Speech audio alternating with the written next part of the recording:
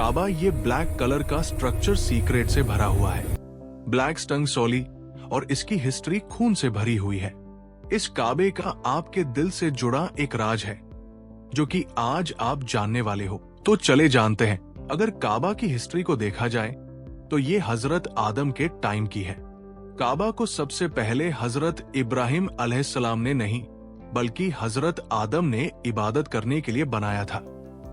लेकिन फिर इसके कई सदियों बाद हजरत नूह अलैहिस्सलाम के टाइम पर पूरी दुनिया में एक बड़ा फ्लड आया जिससे काबा डिस्ट्रॉय हो गया और सिर्फ इसके कुछ निशान रह गए थे जिनका नबियों और फरिश्तों को पता होता था। लेकिन फिर एक दिन इस दुनिया में अल्लाह के खलील का जन्म हुआ इब्राहिम। हजरत इब्राहिम अलैहिस्सलाम अल्लाह से शदीद मोहब्बत करते थे और उन्होंने अल्लाह के लिए अपनी हर एक अजीज चीज कुर्बान की। हजरत इब्राहिम अलैहिस्सलाम उस वक्त फिलिस्तीन में रहते थे। तो एक दिन अल्लाह ने हजरत इब्राहिम अलैहिस्सलाम को हुक्म दिया कि वो काबा को तामीर करें। हजरत इब्राहिम अलैहिस्सलाम ने जहां पहले काबा था उसके आसार ढूंढे और वहां काबा बनाना शुरू किया। हजरत इब्राहिम अलैहिस्सलाम ने पास के पहाड़ों से पत्थर उठाकर काबा को बनाना शुरू किया। हजरत इस्माइल अलैहिस्सलाम पत्थर ला रहे थे और हजरत इब्राहिम अलैहिस्सलाम पत्थरों से काबे की दीवारें बना रहे थे। जब काबे की दीवारें बन गई तो हजरत इब्राहिम अलैहिस्सलाम एक बड़े पत्थर पर खड़े हुए।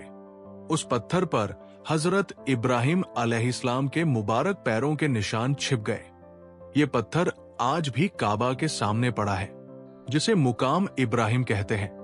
काबा बनने के बाद हजरत जिब्राइल एक सफेद पत्थर लेकर आए जिसे हजरे अस्वद कहते हैं।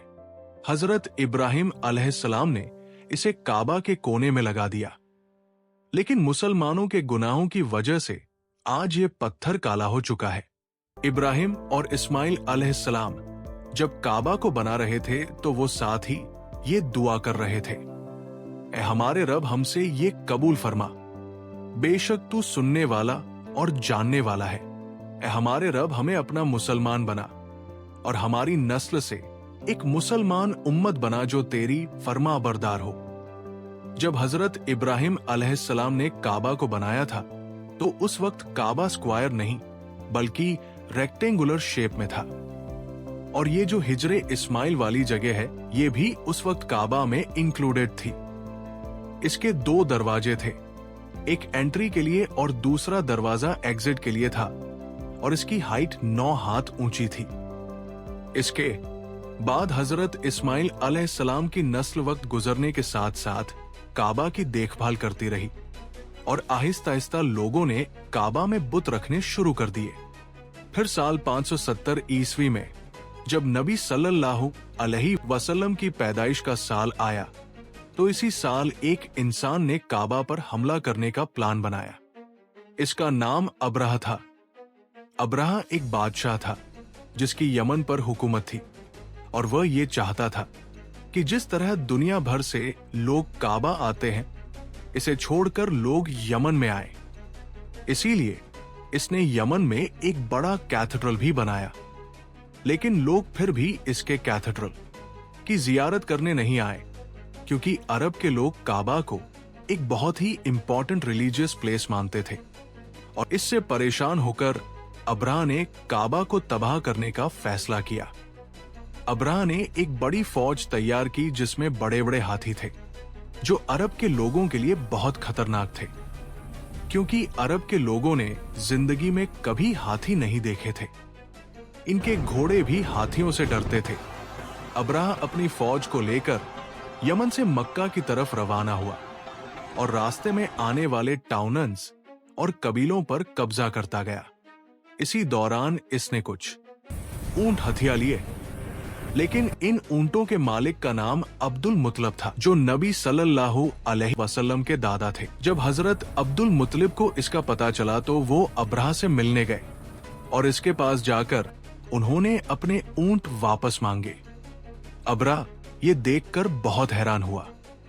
इसने जनाबे अब्दुल मुतलिब से कहा कि मैं यहाँ तुम्हारे काबा को तबाह करने आया हूँ और तुम्हें अपने ऊंटों की पड़ी है। तो जनाबे अब्दुल मुतलिब ने इसे कहा कि मैं इन ऊंटों का मालिक हूं और इस काबे का मालिक कोई और है। मैं अपने ऊंटों की हिफाजत करूंगा और वो काबा की हिफाजत करेगा। और काबा का मालिक तुम मेरे अपने ऊंट घर मुझे वापस कर दो, फिर चाहे काबा पर हमला करो। तो अब्राह ने इनके ऊंट इन्हें वापस कर दिए और वो वापस मक्का चले गए। वहां जाकर वो काबा के पास गए और इसके दरवाजे को पकड़कर कहा, अल्लाह एक इंसान भी अपने घर की हिफाजत करता है तो तू भी अपने घर की हिफाजत कर। दोस्तों, इसके बाद अब्राह अपनी फौज लेकर मक्का की तरफ बढ़ा, लेकिन जैसे ही वो मक्का के करीब आया तो इसके हाथियों ने आगे बढ़ने से इनकार कर दिया और पीछे मुड़ने लगे। ये अल्लाह की तरफ से एक निशानी थी। इसी वक्त उन्होंने आसमान की तरफ देखा तो बड़ी तादाद में परिंदे उनकी तरफ आ रहे थे, जिनके मुंह और पंजों में पत्थर थे।